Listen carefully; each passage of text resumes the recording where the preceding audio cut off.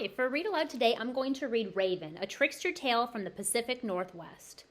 We live in the Pacific Northwest. Oregon belongs in the Pacific Northwest because we're along the Pacific Ocean in the northwest portion of the United States and in North America. By Gerald McDermott.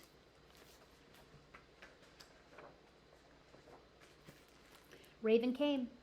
All the world was in darkness. The sky above was in darkness. The waters below were in darkness. Men and women lived in the dark and cold.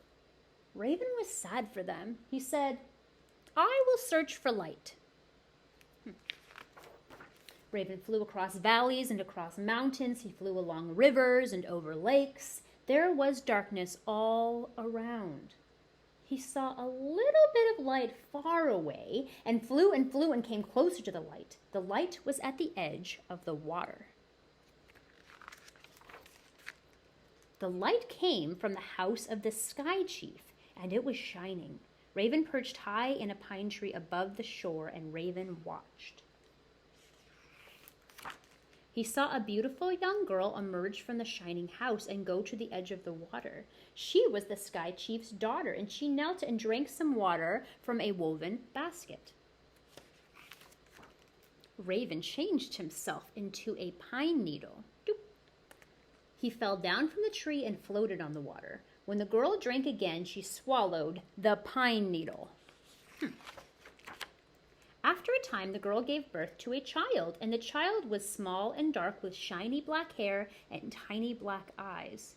Who do you think the child was? It was Raven? Raven had been reborn as a boy child. The Sky Chief was delighted with his daughter's child, and he called him grandchild. He played with the boy and carved toys for him. He invited the elders to come and see the curious, wonderful child. Raven. The elders gathered in the shining house and the Sky Chief and his daughter, and they watched Ravenchild crawl around on the floor of the lodge. He pretended to be playing. All the time he was trying to find where the light was, hidden, and he saw a box in the corner of the lodge. Whoa, tricky Raven. The box was large. It was carved and painted with many colors. The box was bright. It glowed. Ravenchild said, Gaga. What do you want? Asked his mother. Ravenchild said, Gaga. He began to cry. What does the child want? Asked the elders. Ravenchild said, Gaga. And he cried and he cried. My grandchild wants the box, said the Sky Chief. Very clever Raven. The young woman placed the box in front of Ravenchild, but he continued to cry. She took the lid off the box. Inside was a smaller box. She took the lid off that box. Inside was a smaller box. His mother took the lid off that box, and light poured out of it. Light flooded the room. Inside the box was a shining ball blazing with light. What do you think the ball was? It was the sun. Give him the ball, said Sky Chief. It's just what Raven wants.